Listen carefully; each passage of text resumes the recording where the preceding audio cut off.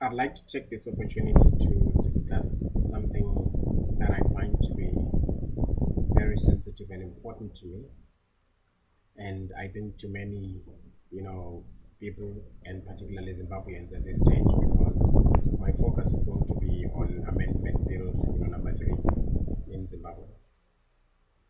Now, Einstein says that doing something over and over and expecting different result is what is insanity. So he describes insanity as doing something over and over again and expecting a different outcome.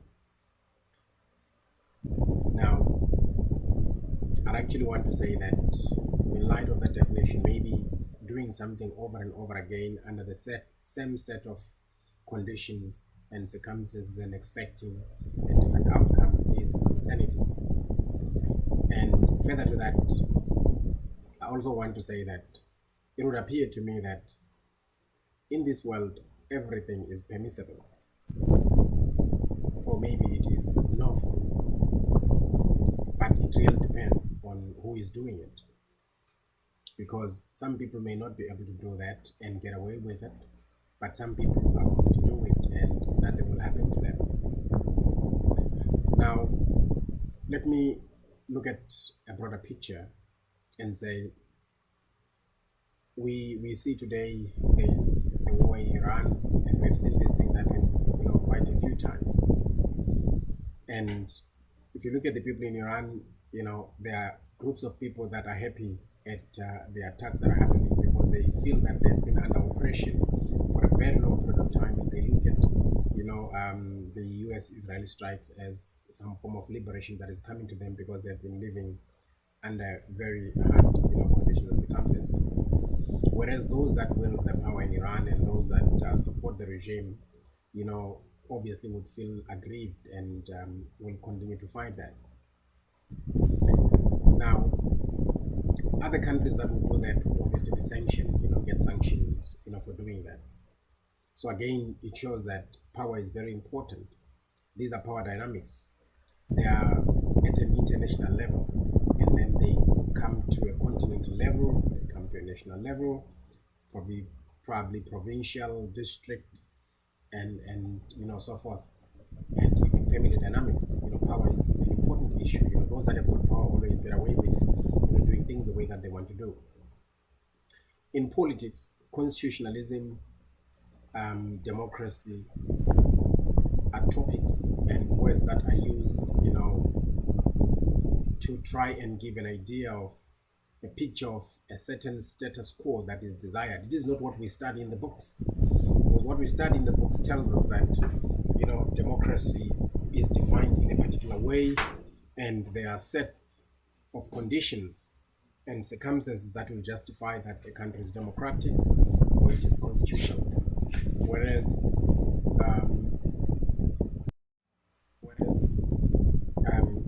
in practice, that is not exactly what happens.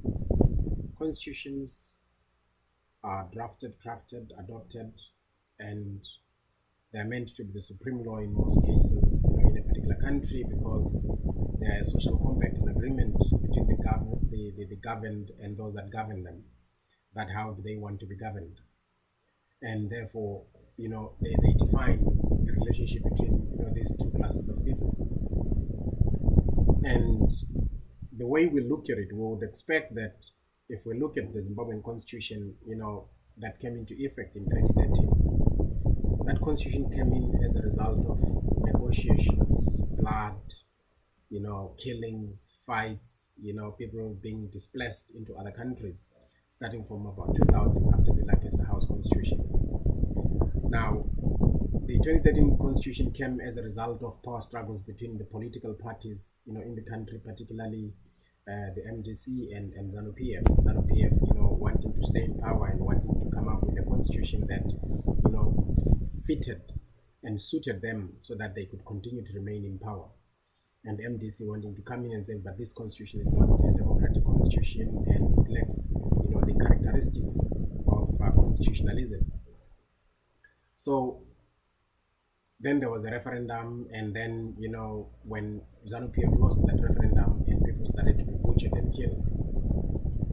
Now, when people were killed, this led to the runoff elections in 2007, 2008, the presidential elections, and also the change, to make sure that presidential and parliamentary elections, ran, concurrently, and they would be harmonized.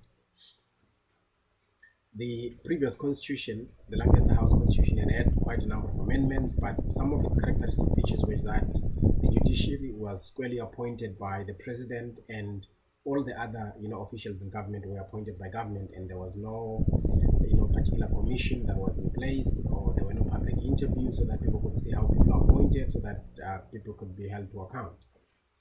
And that is what the 2013 Constitution basically achieved. But if you look at what happened in the 2013 Constitution, when you look at the consultative process, the discussions that then took place, where MDC and ZANU-PF, were playing power angles, you will see that there was a lot of talk and reference to the principles, of these groupings, to show that to a huge extent there was an anchoring of power that was coming from the MDC that was seen to be favored by the people, and as a result, that had a lot of scholars and civic societies that felt they wanted a constitutional constitution, a constitution that had constitutionalism in it. Now, when we talk about a constitution, that is with constitutionalism, we're talking about a constitution particularly that respects, the issue of the Trans Politica, to ensure that the three arms of state are not necessarily one, but they provide, a balancing act, not one where the other is subservient, to the other. And the judiciary becomes one of those important elements, particularly because it ensures that if, court cases are brought to it, it is going to apply the law and the constitution and ensure that the state does not wield more power and abuse it against the people, because often the state does that. Now, the paradox that we have in this particular life is basically that a few people that hold power at the top often abuse the masses. Yet the social compact as we know it and constitutionalism speaks about the masses being the one that basically elect and borrow the governors the power to govern them and to govern them to their advantage. But what we see is that the governors now, they force themselves to be elected, otherwise there would be no peace, no rest in countries if these governors or these politicians are not arrested, because the politicians appear to be demagogues, and if they are not elected, there's going to be unrest, as we have seen in Zimbabwe. People are going to be killed, and ultimately people end up going to vote because they realize that they'll never have peace, because these people want to be put in office so that there can be peace in the country, and then they can at least salvage a little living, no matter how pathetic that life that they are living is, but at least they'll have some peace and rest from the brutality of those that are wielding political power, because those wielding political power will unleash the army, unleash the police, to brutalize the people until they are whipped into shape. Now, this is exactly what I've just described is what has been happening in the country of Zimbabwe, for the last, now we can almost say 46 years. Now, when we talk about this 2013 Constitution, it removed all those elements that were seen to be bad. I mean, it was supposed to be an adaptation of the South African Constitution, so it was better, but nonetheless, it was watered down because the important elements of the South African Constitution were left out.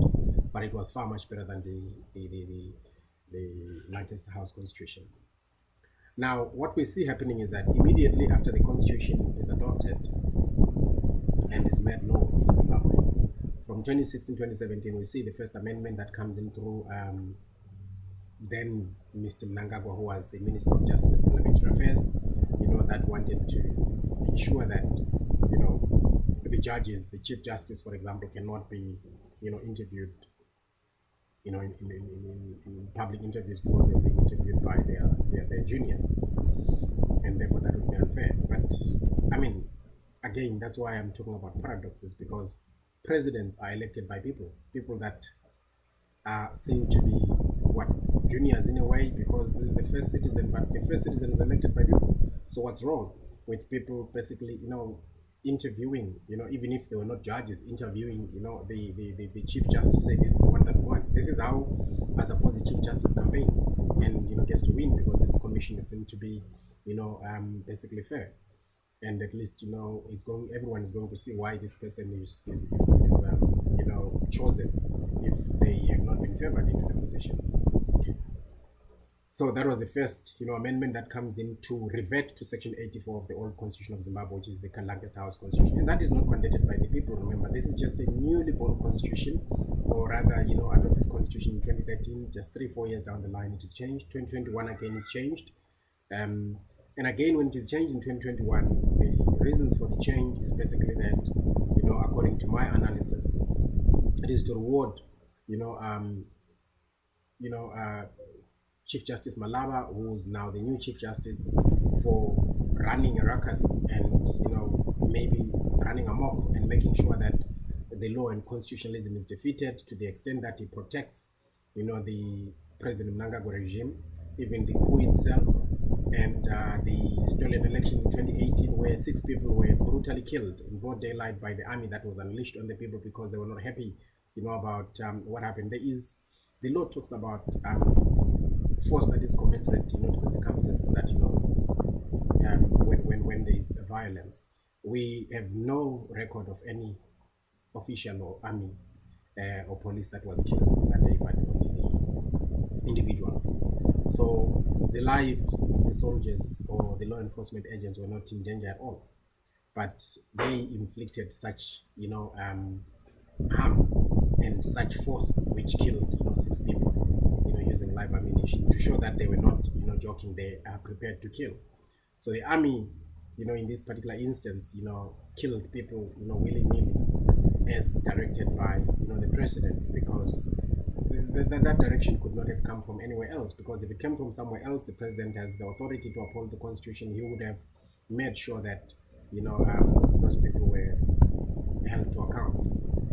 Now, you must remember that Section 212 from Section 208 of the Zimbabwean Constitution of 2013 speaks about the duties of the army, and one of them was to uphold the constitution, and that was interpreted wrongly, and rather it was used to suit the situation, to say the army did properly by, arresting the situation in Zimbabwe and to sanitize the coup that took place in 2017.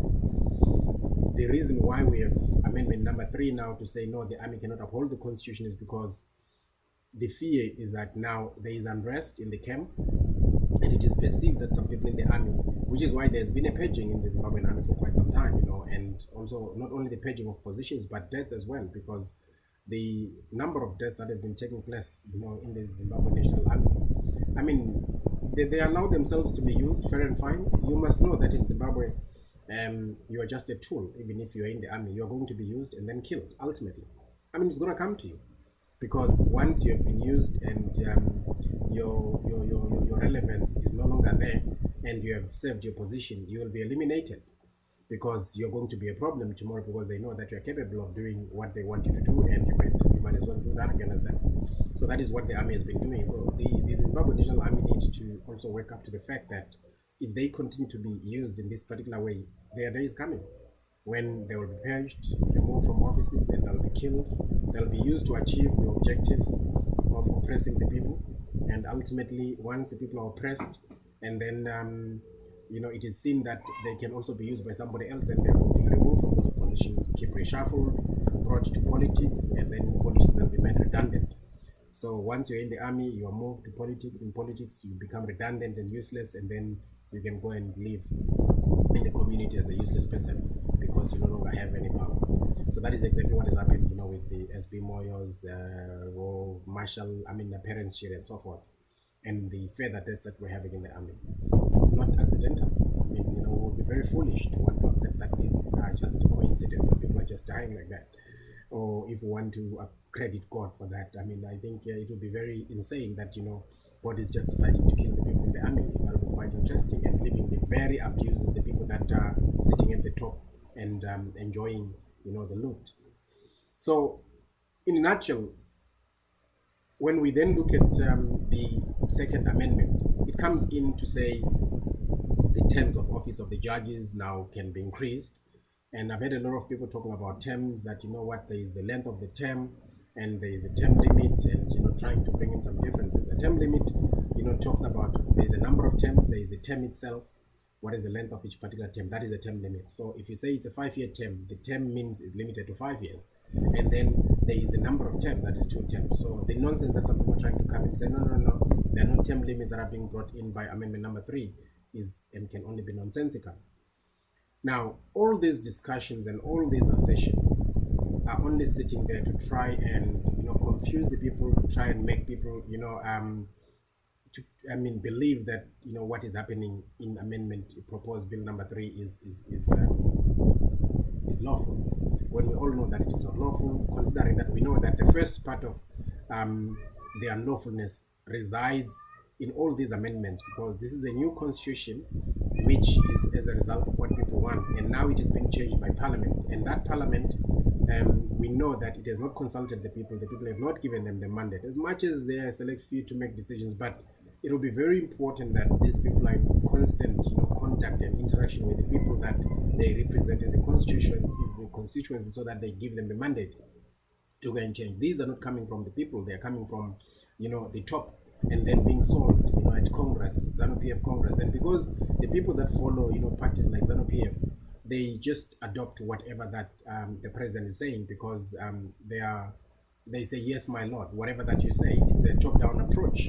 People are told, and then they accept what they are told. So it's not a situation where it's coming from the bottom and people are then, you know, saying, okay, we want these particular changes. So these are not from the people, and definitely there's no democracy and constitutionalism in this particular, you know, process, because it is what the leader wants, it is not what the people want.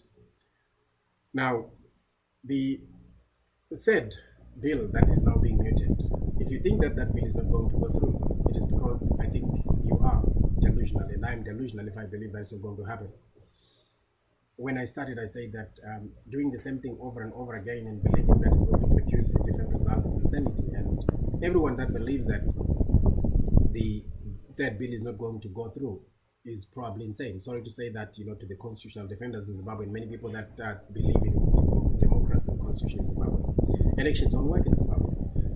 All the countries in the world know that elections don't work in Zimbabwe, because elections are cooked and stolen, and nobody cares about what basically happens. Of course, I mean, I know that sometime in 2000, you know, when a car carrying Americans, you know, got some people killed, I think they were killed, Americans. People thought that America was going to intervene because those were American citizens, and that was the talking according to that, you know, what people wanted. People in Zimbabwe want a Maduro in Zimbabwe. A lot of people are hoping that, you know, President Trump is going to come to Zimbabwe and, you know, take President Mnangagwa, and, you know, then things are going to be over. But obviously, we know that's not likely to happen. Zimbabwe is a little too far and not that important of any consequence, you know, to the extent that America is going to get involved. So there is no cavalry, there is no help that is coming. The help can only come from Zimbabwe. But again, elections in Zimbabwe are a mere farce, you know, and they're going to continue to keep the status quo as it is, to make sure that it protects, you know, those that are in power and their friends that take over from them, and this is going to be something that is going to be perpetual. So a lot of people have accepted a situation where they live on their knees rather than to die on their feet. But the truth of the matter is, we all know elections don't change governments in quite a number of countries in Africa. They do not change governments. Once you know, people come into government, a lot of them are dictators, and they begin to change laws to tighten the noose and make sure that no one can come in. And that is what is happening with this, you know, change in the constitution in Zimbabwe, which is a very new constitution. So every change that has taken place from amendment number 1, amendment number 2, they are calculated to completely revert to the Lancaster House Constitution, and meant to make sure that power completely is vested in the president. That is why now the president is the one that, you know, basically selects, you know, the judges. All judges now, you know, are from the president, so that, you know, judges are made to be happy. They see that, okay, they've got a life there, so they serve at the pleasure and to the interest of the selector, and that is the president. If you do not toe the line, you know, you're going to be fired, and you're not going to be even, you know, selected or appointed to become a judge. And that is why the term limits have been changed so that the judges are also pleased, they become part of the executive. So we no longer have the transpolitica. And most interestingly as well, the legislature is people from the party, the same party with the president. So it's one thing. The legislators, whatever that they do what they've been told, at party congress and what not what. They don't think independently. They do not go against, they don't have their own free will and free mind. Everything that they say, they say what they've been told, because they know that should they not say that, they will not be allowed that opportunity. They either are going to be recalled, and then if not recalled during the next cycle, they will be left out, because through primaries and all that, they will not make it, and some different people will make it. So it's just one thing. There is no democracy, there is no trust politica, there is no separation of powers. And I know that, you know that, South Africa as a country knows that, Botswana as a country knows that, Zambia as a country knows that, all the countries in Africa know that, and American countries know that, America rather knows that, and the Western world knows that. But it is what it is. So this is the story of our life. It is that the ones that are in power enjoy the power, and that class and that small group of people will continue to rotate and make sure that people live there and they pass the baton stick on, like some relay to their team, and nobody else can come in, because the constitution, the laws that ensure that these elections take place have been doctored already a long time ago. These changes that are coming with Amendment Bill number 3 are going to fully doctor and make sure that the constitution is already rigged for many years to come in terms of elections. That's why you've got a new delimitation committee that is appointed by the president, which is going to keep changing, constituencies depending on where, somebody who's thought to be in the opposition is, bringing in new people and make sure that the numbers are going to balance, and win the candidate for ZANU-PF. And because it has been seen in the last election that the president almost loses to the opposition leader, because our politics is people-centered. Now there is another amendment that comes in that has got to deal with the president being elected by parliament, because it is known that it is easy to rig parliamentary elections due to to the new delimitation tactics and constituencies, so that the numbers in each constituency that are said to support ZANU-PF are going to be more than those that support the opposition, even if it's by 10, 1 or whatever, because it's winner takes all. So those that lose, they will lose. It's not proportional representation. So you find that if you look at the total number of people that have voted for the opposition, the difference may be very, very small. And that is seen clearly in the differences in elections between president and for the presidents. And that is why now the issue is that the president must then be voted for in parliament, because the whole issue is going to make it simple. Go and get president, everyone, including the president, they'll focus on making sure that the MPs will win. They will use the delimitation tactics, they will use the voters roll. That is why it's going back to the Register General, which was always the cooking house, rather than ZEC taking away all the power from ZEC, so that it goes back, and all these important offices are now going to be appointed again by the president. And once the MPs have won, the president also has got 10 people that he appoints, which gives him a head start. So ultimately, what do you have? You have a situation where the president does not get the embarrassment of having to campaign, cost them a lot of money, because they've seen that that's where they normally lose, and are almost are close to losing it all. So now you want to cook it and make sure that leave the winner take it all for the MPs, and then change for the president, because that once you use that, you will have majority members of parliament, and then when you go to the president, it's going to be sailing home, a clean win. Now, who does it serve? Is it the people that want that? No, it's not the people. It is the people that are in power. It is President Mnangagwa, it is ZANU-PF, it is people that want to continue. And the whole world can see that, but no one can interfere, because the policy in this world is that nobody should interfere with the politics of another country, because every country is sovereign, and you say let the people in that particular country, be the ones that fight that. But how do people fight that when they will be killed, and shot at, and nobody's going to come to their aid? We have seen that people have died many, many times. They go missing, but nothing happens. No one is going to come to their aid. It just becomes your funeral. You talk like I'm talking, you're putting your life in risk, because it's going to be your funeral, because you're going to be killed. So why are we doing these things? Maybe we should be more pragmatic and say we should not go for elections, because this is what is going to serve this whole world and save the people all the trouble. Just let these people that are in power continue to be in power, because every time we go for elections, it's a waste of money and it's an opportunity for other people to be killed, and only for one result to come out, that those that are in power continue in power. If there is any change in power, it is within ZANU-PF, where they fight amongst themselves using their own systems, and the one that comes with the support of the army is ultimately the one that wins. And anybody else that comes against or tries to win from outside, you cannot make it. Now, what's the point? We keep on going to elections, and we know what the ultimate result is going to be, because you cannot change and doctor that result. So we're doing the same thing over and over under the same set of facts, circumstances, conditions, and we're expecting a different result. Is that not insanity? Are we not insane? If people talk about trying to fight this, or a civil war, for example, we'll have everybody coming up in arms and saying, no, we can't have a civil war. We need constitutionalism, we need democracy, we don't want coups. Who is being served by this constitutionalism and this docile people that are going to go to elections? To go for elections to do what? To lose the same election, so that if you don't lose it, you're going to be beaten to pulp and killed. If you speak, you're going to be killed.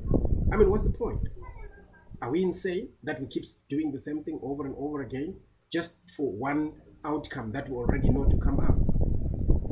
The bill is going to be passed and it's going to be law, and nobody can stand against it, because the courts are owned by ZANU-PF and President Mnangagwa. The judges that are there, they are owned, they are controlled already. Even the appointment. Who wants to risk getting unemployed in Zimbabwe from the judges, so that they don't get the cars that they get for free? Because judges get cars in Zimbabwe, by the way, Range Rovers. And who wants not to get that? To live a lavish life? Because outside ZANU-PF, they've always said you will die of hunger. All the people that have gone outside ZANU-PF and that are contrary to ZANU-PF, they starve. They are seen to suffer.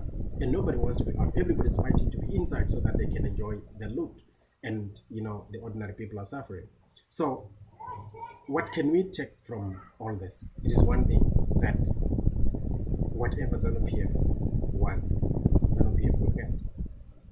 And not because they've done anything right, because they're doing anything right. No, because they're using the brute force of government and the state, rather, because they control the army, they control the police, they control all institutions, government and state institutions, and people that have been appointed there. That is why you've been seeing all these pages, in terms of people, that are holding particularly office of interest. I mean, I dare not say that it appears that there is a huge friction, because we all see there is a huge friction between the president and the vice president. And we have seen now, the first lady to the vice president being paid and removed, from mid, the intelligence, in the army. I mean, we know what this is all about. I mean, people are talking about it, and we may want to pretend as if we don't know and get all these funny excuses. We've been seeing it happening. We saw Sean Mnangagwa is being promoted. We are seeing another Kabila-style system, where the family of the president is taking all the key positions, the Ziambis and all that.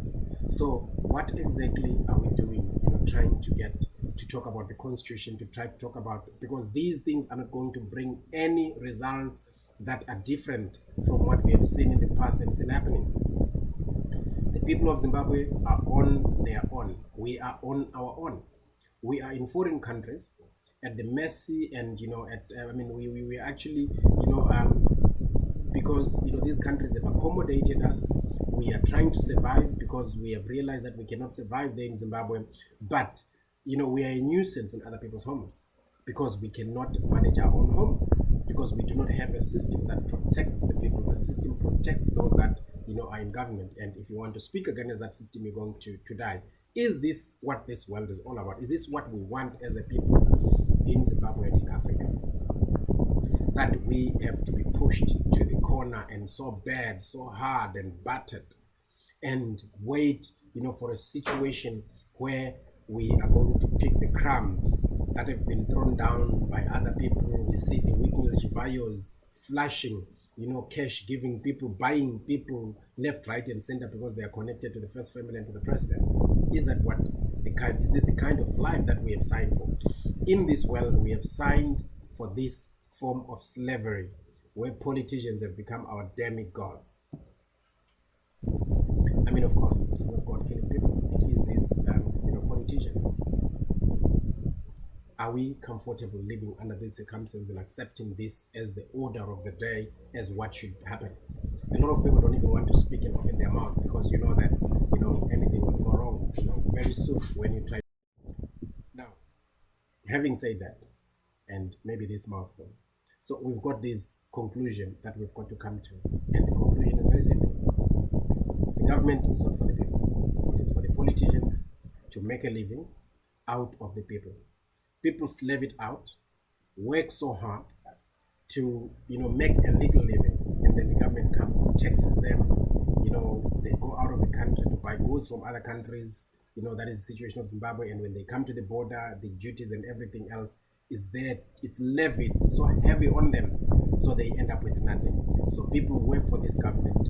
The government that has no field, nowhere where it plows, nowhere where it reaps, but it goes to the people, makes them suffer, and take away everything that they have, and even their lives. And this is the sad story and the sad reality of the life that we have, and particularly in Africa. Now, this is why I'm saying we need to ask ourselves this very difficult question: that is there a need to have these elections? Is there a need to oppose the way that we want to oppose these changes in the constitution? It's very, prudent and a very wise idea, and it's commendable what we see happening from the constitutional defenders and the people that are standing up, to defend, the constitution. But what is the ultimate result? Don't we know? We know that it's going to be passed. And I'm not saying let's not, defend it. I'm saying, is the method that we're doing the method that we should be doing? What the method that we're using to try and defend the constitution, is it the method that works? Will this produce the kind of result that we want, to come out, that we're hoping to achieve? Or we know we just have to do it for the sake of doing it, to be seen that at least we're doing something? Food for thought. I'm asking you this, and I'm asking myself the same question. But we know the answer. And I can tell you, this is not the way to win this war. This is not what is going to give us the outcome that we want. We will not have the 2013 constitution, very soon. Everything is being scrapped, and this third amendment is scrapping a lot of the issues out. Notwithstanding, has been used to rubbish section 328 subsection 76567 of the constitution. It has been used to rubbish that, to the extent that that protective pillar that meant that there is a referendum is now being taken away from the people. And a lot of people are saying the referendum is not required. These are term limits, this is length, and it's hogwash, it's rubbish. This is what was sought to be protected. People are talking about what was in the mind of the legislature. They have become lawyers overnight, legal experts overnight, but they know nothing. They are being used and sent forward as forerunners to confuse the people. But that is also just a convenient thing, because ultimately brute force is what is going to win the day. Metal against blood is what is going to win the day. People will be crushed.